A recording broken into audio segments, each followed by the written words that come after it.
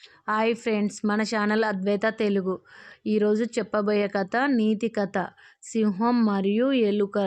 అడవిలో ఒక సింహం నిద్రపోతూ ఉండగా ఒక చిన్న ఎలుక దాని మీదికి పరిగెత్తింది. సింహం కోపంతో ఎలుకను పట్టుకుంది. ఎలుక భయపడి, రాజా, నన్ను వదిలేయండి, ఎప్పుడో ఒకరోజు నేను కూడా మీకు సాయం చేస్తాను అంది. సింహం నవ్వుతూ ఎలుకను వదిలేసింది.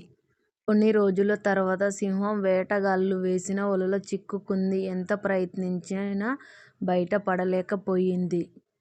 అప్పుడు ఆ ఎలుక అక్కడికి వచ్చి తన పదునైన పండ్లతో వలను కొరికి సింహాన్ని విడిపించింది. సింహం ఆశ్చర్యపోయి ఎలుకకు కృతజ్ఞతలు చెప్పింది. ఇక్కడ నీతి: చిన్నవాళ్ళని ఎవరిని అంచనా వేయకూడదు. మంచి చేస్తే మంచి తిరిగి వస్తుంది. ఇలాంటి ఇంట్రెస్ట్ మన స్టోరీస్ కోసం, తెలుగు స్టోరీస్ కోసం మన ఛానల్ని అందరూ సబ్స్క్రైబ్ చేసుకోండి.